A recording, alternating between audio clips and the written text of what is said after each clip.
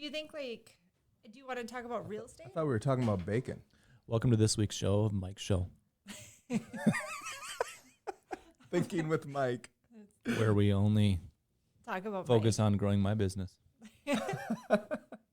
Thanks for coming here. Yeah, so happy to be a guest. So what, Michael, then? Well, today we were talking about bacon for a while.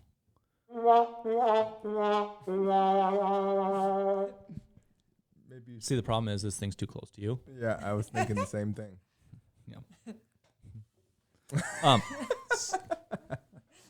So we went from bacon to me being right, of course. And then we went on to solving the podcast issue, Yeah, which Michael also did. which I figured out. So what are we talking And then I enjoyed a delicious lunch Which I purchased on the house. on the house. On the house. So let's talk about Carver County housing market. So we did a short film this Blurb. morning because we were talking about, like, You're too far away from the mic. sorry. That better? Yeah. It is. Jay and I did a short film this morning, and our topic was just about clickbait right now. Yes, there's a lot of it. And just how, like, every article is designed to get people just to click on it. And so they've decided to take this super inflammatory perspective on what's going on, like that 90% of mortgage applications are down and how there's no perspective on refinancing. Well, right. I mean, mortgage applications are done because no one's refinancing. Right. And everybody was refinancing last year. Because, like, why wouldn't you? You'd have to be insane not to do that. And I think there's a fundamental push from the top down to, like, deflate the housing market artificially. Just because if you can take people's home equity away, you can help curb inflation. Listen, there's just a lot of people out there who are pumped to hopefully be right about Yeah. missing out Yeah. on all the equity that everybody else has gotten. Yeah, I actually had a client literally say he's glad he waited. I'm like, no, you're not. Hold on. Yeah, he's like, I don't care about the rates. I'm glad I waited. Okay. It's like, yeah, dude, that's great. But, like, what about the 60 to 80% appreciation we've seen? Yeah. Well, and then, like, the article I read in detail talked about, like, oh, this is the 5 cities that are going to crash. And they said that they're expecting like 10 to 12%. And I'm like, oh my gosh, like, That's not we a have had crash. literally homes increase by double what they were worth in 08. So, like, a 10% dip, you're still going to be up like 30 to 50%. Well, and here, the point is not to, right now, like, buy a house, like, forget about all the FUD in the marketplace right now. It's to be like, don't be so polarized and don't be such a sucker, Right. right? Listening to what the Media. media is saying to you, and just, like, be cool and, like, do what you're gonna do. Right. Well, I think, Michael, you and I have talked about this a ton.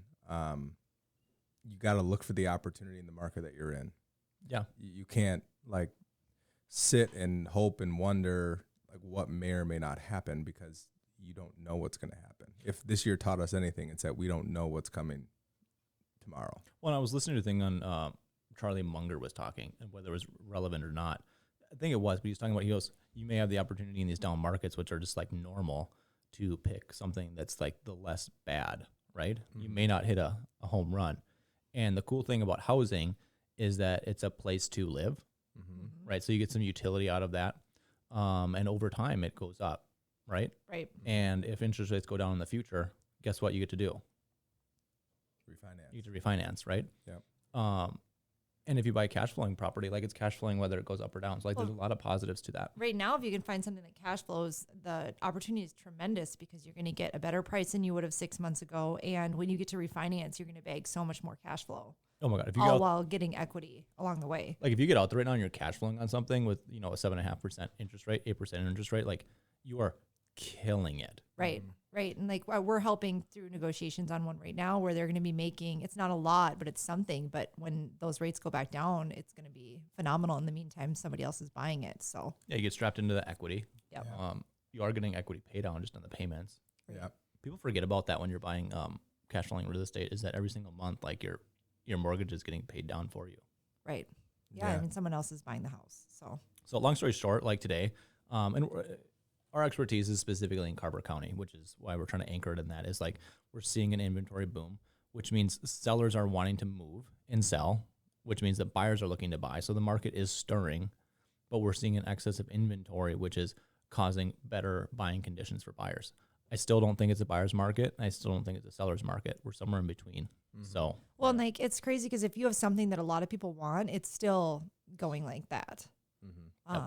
But it's a market where if you're a seller, like it's good to meet and you had to just do the little extra finishing touches. I had one that needed some TLC and they did the work ahead of time and we sold it first weekend over ask and they were on with their lives. So the people who are really getting burned right now and they've gotten away with it for the last couple of years is the people who went on the weekend and said, oh shit, we saw this awesome house and we want to buy it and we need to sell our house. And we're like, that's fine. We'll just, clean put it it up, on the market. put it on the market and you sell it.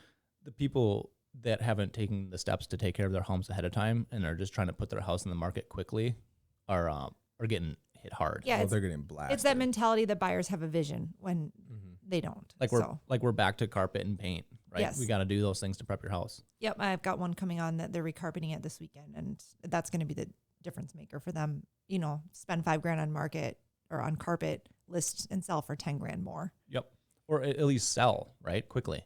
Right. Which is pretty doggone important because time equals less money in your pocket almost every time. Well, I think the other thing that you have to just keep in mind, and I think it's an opportunity for buyers in Carver County right now, is you're going to not pay 30, 40, 50,000 over asking price on a home. And it's amazing because not only are you saving that upfront capital investment, but you're paying interest on a much lower dollar amount long-term over the long run. So if you find yourself in a position where you need to move again, in the coming years, you're going to be in a really good spot if you buy now.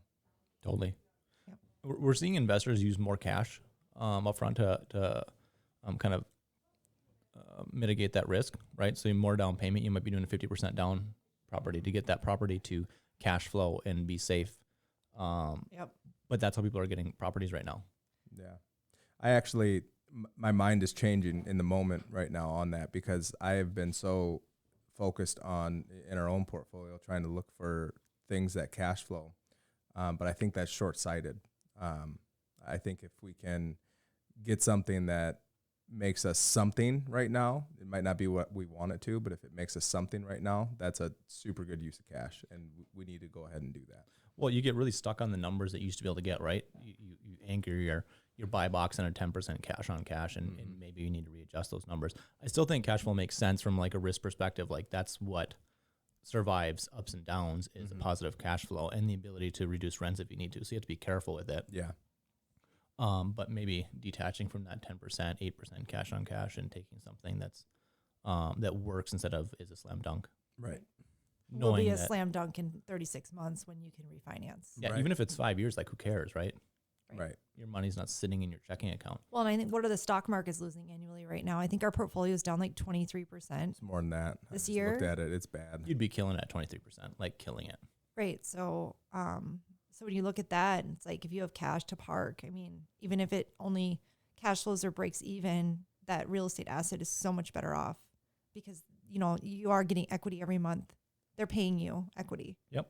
So, And it's specific to real estate agents or, full-time investors is like you get a huge tax break on that. So you need to you take all of those things depreciate into account. It's one of the biggest mistakes that real estate agents make is that they spend all of their money and they forget to spend it on things that depreciate. Oh my gosh, we learned that lesson. You got to make sure that you equal it out though, so you don't eliminate your buying power in the process. Well, that's the beauty of depreciable assets is that you can add that back into your purchasing power, right? Most depreciation can be added back on your application. So it's just a freaking win-win-win. Unless you don't use it, then you just get smoked in taxes and you don't have the money anyways. Right. But you end up with a fancy car, right? That's right. gotta have a Lexus if you're a realtor. Then you're staring at a brick wall, Yeah. running out of money when the market like hiccups at all, which is like what markets do. Yeah, every year. That was the other thing we talked about this morning is just like all the realtors that are going to quit or are quitting right now and how good that is for society and for consumers. Just in general, like a filtering down. I don't really like it because I like the free market to take care of itself. I don't really like the government coming in and Squashing people's careers. because they just push the market elsewhere and they make the market correct in ways that's not necessarily healthy. Like in real estate right now, builders aren't building as many homes. And when you have a supply and demand issue, you think that you need to pump up the supply and you'd be incentivizing builders to, start putting some houses together quickly to fill that. So the Fed coming in here, I get they're like tamping houses prices down, but they're also stopping inventory build, which For the future. seems like we're just kicking the We can still down the have, road. we still have a housing crisis or a housing Shortage. shortage. And we were talking about that, and it was like, oh, the last thing about, I feel like the red tape from the government is what pushed prices up to begin with, because it's so hard to find developable land that makes financial sense. With all the, how many building eligibilities do you have? Is it in this right location? How many lots can you actually make? What does the city need you to do for permitting? All that red tape is literally why new housing has gotten so expensive and is so challenging to develop. Well, I think it's a combination of things. I think to put it all on that is very true, and I think that's a big chunk of it. But I think there's a lot of other things that play into that too. You look at even the cost of materials, and again, that's another thing that the government put a lot of pressure on is production, and to be able to be able to just acquire wood and concrete and all of those things have seen double and triple digit increases in the last 3 years. Yeah, so what people don't fail to understand about the free market left alone by the government is that there are a ton of folks out there who would love to put together a bunch of houses that are 100K and just lay them out.